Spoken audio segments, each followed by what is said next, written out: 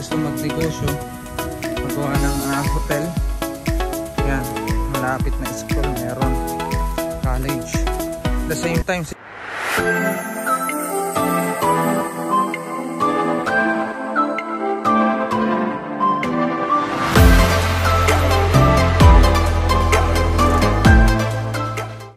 hello guys, magandang araw po sa atin lahat. So meron tayong panibagong property. Ito po ay along Maharlika Highway.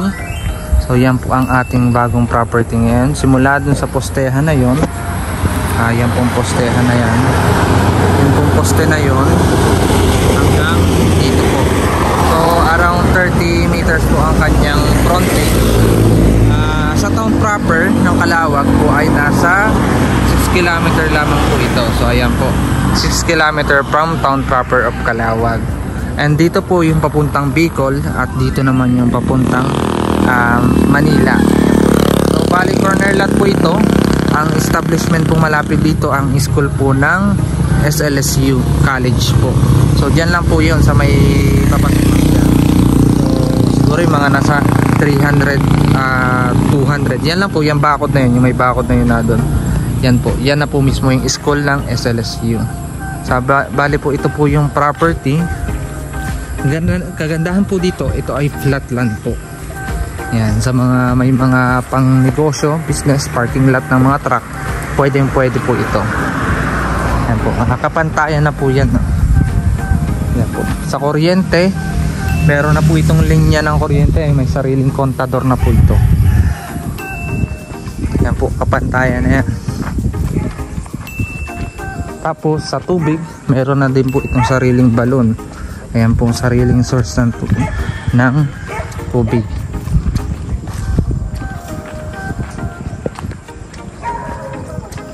Po, ibutin natin. So bali may sukat po ito ng 2 hektarya po. 2 hectares lamang po ang sukat nito. At doon po yung parang bahay na naandun, ayan po, para yung CR yan. Ayan po na dyan. Sako pa rin po yan ang property. Kagandahan po dito, pwede itong i-subdivide, pwedeng gawing mga hotel, kasi po ay along highway, may college, may magandang overlooking. So ayan po, lapitan natin yung magandang overlooking. So bali pahaba kasi ito, simula dyan 30 meters ang frontage yan, papunta dito sa likod, 2 hektarya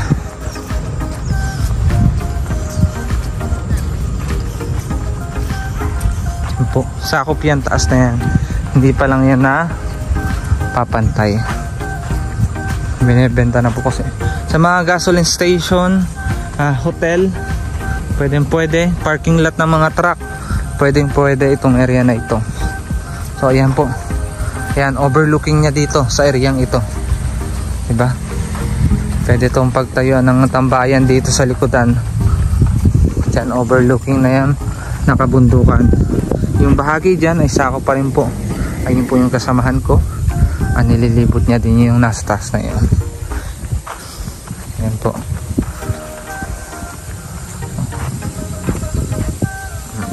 Kagandahan nga po ay malapit lang to sa town proper at flat land.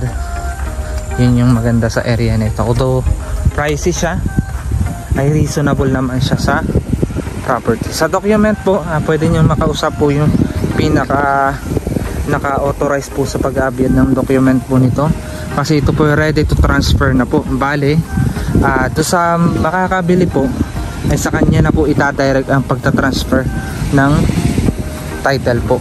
Kumbaga po ay diretso na po, hindi na dun sa may-ari po ngayon. Kasi ito po ay nabili lang din po, ay nagbago po ang decision, may property yung bagong nakuha. So dun nililipat yung project niya, kaya nire-resell po ito. Abiyad na po ng papel nito, okay na po, pinoproseso na po ang papel nito, kaya po ito ay itatransfer na. So napagdesisyonan na pag may makakabili nito, makakagusto, sa kanya na po itatransfer yung title. Ayan po, ito sako pa ito ng property. So ayan po, Ito overlooking. Yan, CR daw po yan. Ginawa lang yan. Pwede na dito magbahay. Actually, pwede na itong retirement plant ng iba. Retirement plant. So yan, pwede magtanim-tanim dito. Gawa dito ng bahay. Malayo-layo dun sa highway. Kagandahan talaga, very accessible siya.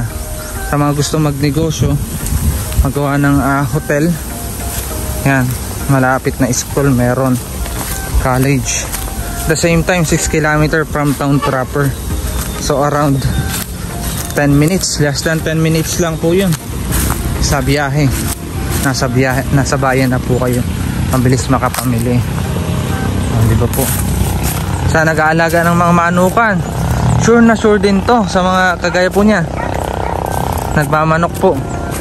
So ayan, at paano nag-aano sila ng manok dito, naglalagay. Mahal daw po yung mga manok niya, nasa 50,000 kada isang piraso. Kaya ganyan, dami yung bahay. Sabi pa nga daw po, mura pa daw yun. May mas mahal pa daw dyan, mga panlaban ng manok. Yan po, pinagpaparkingan din po ito ng mga truck. Dito pinapasok yung po mga truck. Yan. Kaya ganda ng property.